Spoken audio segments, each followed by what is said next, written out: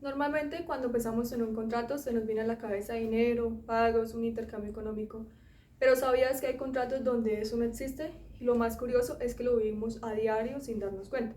Uno de ellos es el comodato. Y en este video te vamos a explicar qué es y cuáles son sus características principales de una forma súper sencilla.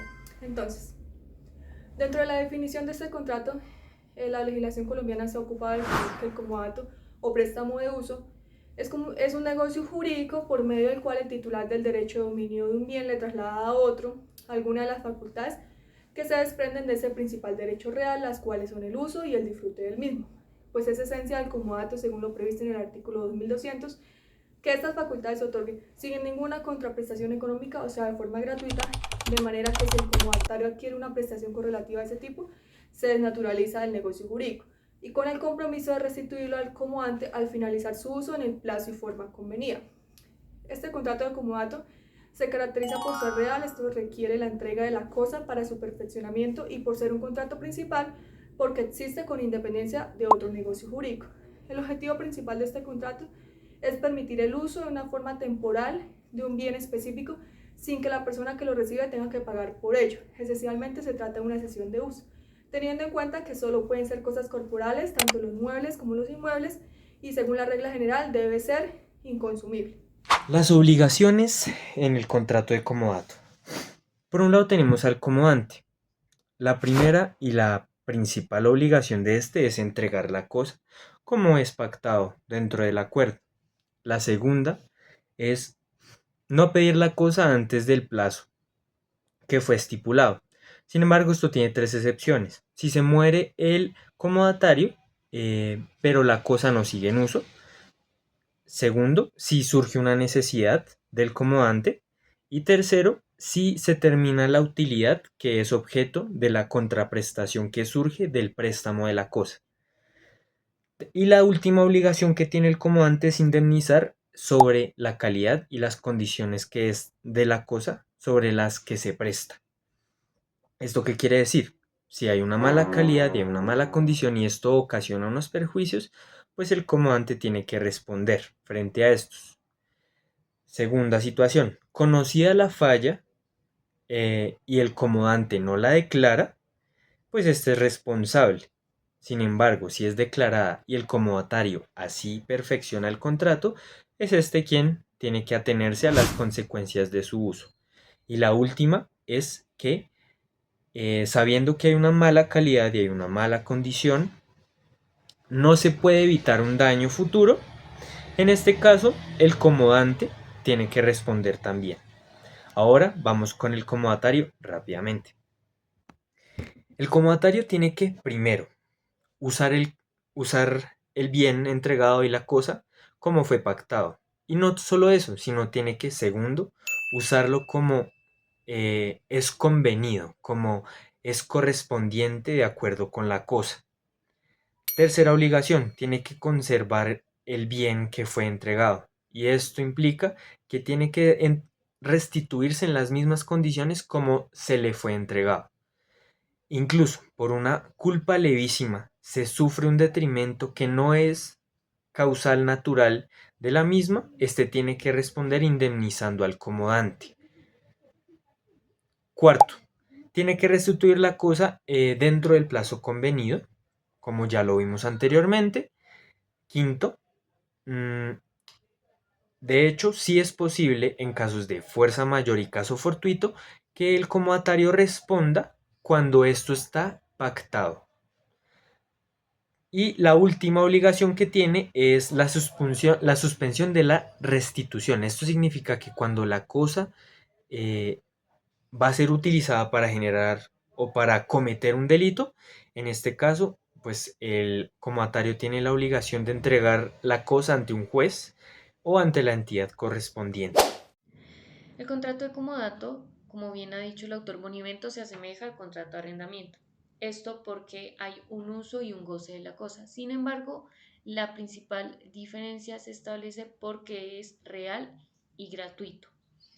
Es real ya que se entiende que se perfecciona hasta que se hace la entrega de la cosa, entendiéndose como mera tenencia y no como transferencia del dominio ni de la posesión del mismo.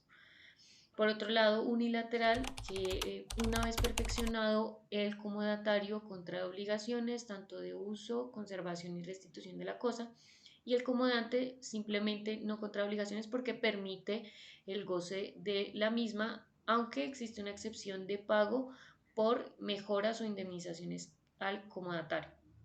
Por otro lado, encontramos que es gratuito, una característica en tanto el uso y el goce no tiene una contraprestación y que en caso de que llegase a existir una, pues la obligación pasaría a desaparecer el contrato y crear un negocio jurídico nuevo. Por otro lado, encontramos que es principal, no requiere otro acto jurídico para existir, es nominado, lo podemos encontrar entre los artículos 2200 y 2220 del mismo. Y entre otras características, pues primero establecemos que, digamos, tienen que ser bienes muebles o inmuebles que se encuentren en el comercio sobre cosas no consumibles. Esto quiere decir que, pues, que se restituyan las mismas exactamente iguales, pues teniéndose en cuenta a la vez que pues, la característica de no fungibilidad, en tanto pues las partes acuerdan por esencia un cuerpo cierto que el comodatario tiene que devolver exactamente igual, excepto cuando se dé pues, el acuerdo en algunos casos de cosas consumibles que de igual manera tendrán que restituirse de la misma manera y la misma cosa como se entregaron en principio. ¿Qué más ejemplo que un comodatario si no es mi perro? Él es real, unilateral y además es gratuito, come gratis, vive gratis. Él no necesita nada, ¿cierto? ¿Alguna vez prestaste algo valioso como una casa, un computador o un carro y te preocupó que no te lo devolvieran o que al final terminaran usándolo como algo propio? Bueno, para eso existe el comodato, un contrato que te protege cuando prestas un bien. ¿Por qué es importante? Primero, formaliza el préstamo de un bien. Un contrato de comodato establece por escrito los términos y las condiciones del préstamo de un bien, ya sea un mueble o un inmueble. Esto incluye la identificación del bien, el propósito del préstamo, la duración o cualquier otra condición que las partes consideren relevantes. Segundo, define las responsabilidades. El contrato especifica las obligaciones tanto del comodante, quien presta el bien, como del comodatario, quien lo recibe para su uso. Por ejemplo, el comodatario suele ser el responsable de cuidar el bien y usarlo de acuerdo con lo estipulado en el contrato, mientras que el comodante tiene derecho a que el bien sea devuelto en las mismas condiciones en el que fue prestado. Tercero, protege los derechos del propietario. El comodante conserva la propiedad del bien, lo que significa que tiene derecho a recuperarlo una vez finalizado el plazo o el uso convenido. Cuarto, evitar riesgos. Sin un contrato de comodato, la propiedad del comodante podría estar en riesgo, como cargas inesperadas o incluso la venta del bien por parte del comodatario. Quinto, establece la duración del préstamo. El contrato define el tiempo durante el cual el comodatario puede usar el bien. Esto puede ser un plazo fijo, por ejemplo, un año, o un plazo indefinido, por ejemplo, hasta que se cumpla con un propósito. Establecer la duración del tiempo es muy importante porque lo que hace es que evita que el préstamo se prolongue indefinidamente y asegura que el comodante pueda recuperar el bien cuando lo necesite. Sexto, asegura la devolución del bien. El contrato obliga al comodatario a restituir el bien en las mismas condiciones en las cuales lo recibió. Esto protege el valor del bien y asegura que el comodante lo reciba de vuelta en un estado aceptable. Ejemplo rápidamente. Imagina que tienes una casa en el campo y decides prestársela a tu hermana porque está pasando un mal momento. Le dices, vive ahí tranquila, solo cuídala y me la devuelves cuando la necesite. Al cabo del tiempo decides venderla y le pides que se mude y ella te dice, como no, es mi casa, hicimos arreglos, pagamos cosas, no me puedes sacar. Si no hay un contrato de comodato, puede ser un problema serio, pero si firmaron uno, primero, ella sabe que solamente es un préstamo por un tiempo. Segundo, tienes como probar que el bien es tuyo. Y tercero, se evitan con problemas legales. Yo quiero que ustedes piensen en la siguiente situación. Imagínense que ustedes son dueños de un inmueble, suponiendo una casa, y ustedes se van del país, ¿sí? Se tienen que ir del país y le dejan la casa a su hermana. A un hermano, un familiar, le dice, mira, yo me tengo que ir del país, si quieres métete, la casa va a quedar sola, métete, no hay ningún problema. Y ella se mete. Y tú, pues sabiendo que ella está en una situación de pronto un poco desfavorable, tú le sigues enviando desde el exterior el pago para los servicios de la casa. O sea, ella vive gratis, tú le estás prestando la casa, le estás haciendo un favor y duras 28 años por fuera del país en esa dinámica. En un momento dejaste de pronto de pagarle los servicios, ella tuvo que hacer unas mejoras, unas adecuaciones, pero tú siempre estuviste como pendiente o nunca abandonaste la propiedad. Entonces tú después de 28 años, tú retornas a Colombia, llegas a la casa y a saludarla, a darle la sorpresa a tu hermana de que regresaste, y cuando intentas entrar le cambiaron el candado a la reja, le cambiaron las chapas a la puerta y tú no puedes ingresar. ¿Por qué? Porque tu hermana te manda a decir que a partir de ahora la casa ya no es tuya, sino que es de ella. Tú le preguntas que cómo así, que de cuándo acá, si tú nunca se la vendiste, tú nunca se la donaste. Y ella te dice que ella habló con un abogado y el abogado le dijo que pasado 10 años de posesión ininterrumpida se puede alegar a la prescripción extraordinaria de dominio.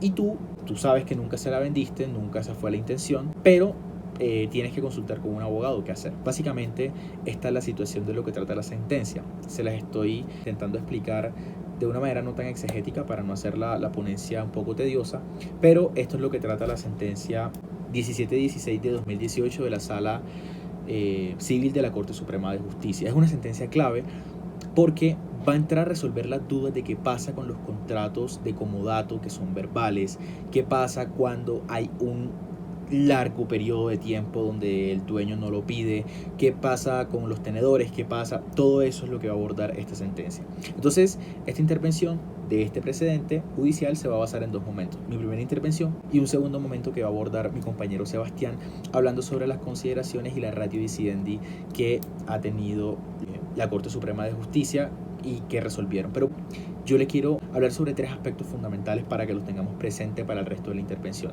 Lo primero, que tenemos que tener muy presente que el contrato de comodato es perfectamente válido si se celebra de manera verbal. Es decir, no requiere la solemnidad, no requiere la formalidad para poder hacerse. Se recomienda que sea escrito, por supuesto. Es como pasa con el contrato de arrendamiento. A pesar de que se puede celebrar de manera verbal, no es recomendable hacerlo para evitar conflictos. Entonces, lo primero es que tenemos que tener en cuenta que el contrato de comodato se puede hacer de manera verbal. De hecho, lo que les decía, es muy común que el contrato de comodato se haga verbal. No, métete ahí, no hay ningún problema, pero cuando lo necesite te lo pido. Ya ahí se está celebrando o se está perfeccionando un contrato de comodato precario, por ejemplo. Entonces, fíjense ustedes cómo recae el tema sobre el asunto probatorio, porque claro, si yo no dejo claro que estoy prestando el bien, toca entrar a demostrar que efectivamente lo estoy prestando. Entonces, lo primero que vamos a tener en cuenta a raíz de esta sentencia es que el contrato de comodato se puede hacer de manera verbal. ¿Se recomienda? No. Lo segundo es que tenemos que tener en cuenta que cuando se argumenta, por ejemplo, el comodatario que está allá adentro que dice, no, esto es mío porque yo duré 10 años sin pagarte, la respuesta frente a eso es no. O sea, precisamente porque era un contrato de comodato, tú no me pagabas. No es que no me reconocieras como propietario por no pagarme, no, ese no es el silogismo. Tú no me pagabas porque no es un contrato de arrendamiento. ¿Sí? Y si tú me empiezas a pagar, se convierte en un contrato oneroso y estamos hablando de otra cosa. Recuerden que los requisitos del contrato de comodato es que debe ser gratuito. Y lo tercero es que siempre que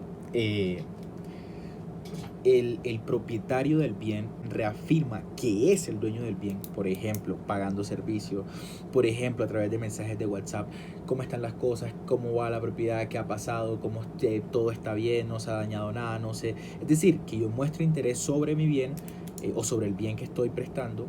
Eso refuerza la idea de que efectivamente es un contrato de comodato. Esto para el tema de la carga probatoria cuando el contrato de comodato no se hace por escrito. Recuerden que la sentencia versa sobre ese punto, sobre contrato de comodato que es verbal. Con el escrito es mucho más fácil, mucho más sencillo interpretar las cosas. Entonces, ya una vez visto estas tres generalidades. Los dejo con mi compañero Sebastián. Ahora pasaremos a hablar sobre las consideraciones de la Corte Suprema de Justicia dentro de esta sentencia. De lo primero que habla la Corte sobre la acción reivindicatoria que fue presentada por parte de la demandante, alegando su dominio sobre el bien en contra de la parte demandada, quien alegaba la prescripción adquisitiva extraordinaria sobre el bien inmueble en disputa y por lo tanto formular la reconvención sobre la acción presentada por la parte demandante. Para esto hay que tener en cuenta que el bien fue adquirido en el año de 1980 por medio de un contrato de compra-venta por parte de la señora Lilia Patricia Jaramillo, quien es la demandante. Y la demandada lo que está alegando es su posesión sobre dicho bien desde ese año, desde el año de la compra-venta. Ante esto hay que tener en cuenta, primero, porque la demandada como tal ocupaba este inmueble desde el año de 1980 por medio de un comodato verbal que había acordado con la parte demandante. Por lo tanto, esto quiere decir que la parte demandada ha sido tenedora en todo momento. La definición como tal que da la Corte sobre el comodato es alegando al artículo 2200 del Código Civil, el cual pues ya hemos visto dentro de esta exposición. También, pues ante esto la Corte considera hablar sobre el tema de la interversión del título, pues en este caso de tenedor a poseedor, ya que la Corte considera que no se configura en el año de 1980, sino que se configura en el año del 2008, cuando la demandada decidió repeler como tal a la actora, impidiéndole el acceso al inmueble, cambiando las chapas. Antes de eso, según la Corte, existía el reconocimiento del dominio por parte de la demandada del bien inmueble de Lilia Patricia, lo cual impide como tal que la parte demandada alegue posesión antes del año del 2008. En lo que considera la Corte con respecto al contrato de comodato, lo primero que hace la Corte, después de dar la definición, es hablar sobre las características esenciales de este tipo de contrato. El primero que arguye la Corte es que el contrato de comodato es un contrato real. Esto quiere decir que únicamente se perfecciona con la entrega de la cosa y no tan solo con el acuerdo. La segunda característica es que es gratuito. Esto quiere decir, y esta característica además es muy importante para entender por qué la Corte considera que la parte demandada no puede ser poseedora, es que la parte beneficiaria, que sería la comodataria, no puede pagar por el uso del bien. La tercera es que es un contrato unilateral. Esto quiere decir que tan solo una de las partes, en este caso pues la parte comodataria, asume la obligación principal, la cual es restituir la cosa. La cuarta característica es que es un contrato principal, es decir, que no depende de otro contrato. Y la última, y esta es muy importante, es que el comodato no transmite en ningún momento ni el dominio ni la posesión del bien. Únicamente transmite la tenencia reconocida. Esto es relevante sobre todo para hablar del siguiente punto, que es el tema de la relación entre el comodato y la posesión. Ante esto, la Corte decide retomar el artículo 775 del Código Civil, el cual dice que el comodatario es un mero tenedor del bien, ya que éste reconoce el dominio de otro sobre el mismo, en este caso el dominio del comodante sobre el bien que está usando. Esto quiere decir que mientras existe el contrato, el comodatario no puede adquirir en ningún momento por prescripción, ya que pues, no tiene el animus domini al reconocer al comodante como el verdadero dueño del bien.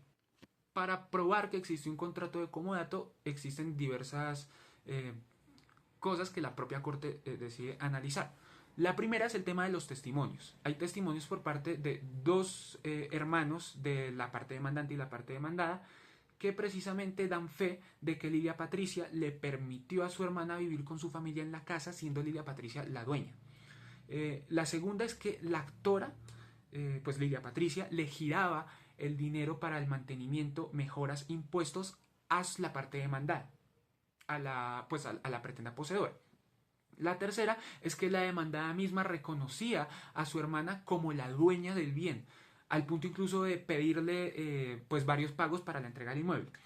Y la última es que como tal no hay una prueba de que el contrato en algún momento hubiese mutado en una relación distinta a la del comodato común y corriente, de que en ningún momento se le hubiera podido considerar antes del 2008 a la señora demandada como la poseedora del bien. Teniendo en cuenta todo esto relatado, la decisión final de la Corte fue la de no casar la sentencia por parte del tribunal. Esto pues reconociendo que el verdadero dominio del inmueble realmente estaba a favor de la actora y por lo tanto pues rechazó la prescripción adquisitiva extraordinaria del dominio que alegaba la parte demandada. La Corte pues lo hizo pues teniendo en cuenta las consideraciones que ya explicamos y también creyendo que los cargos de casación que alegaba la parte demandada estaban infundados, tanto por error de derecho como por error de hecho. Así que la parte demandada terminó perdiendo el caso y por lo tanto pues tuvo que pagar las costas del proceso.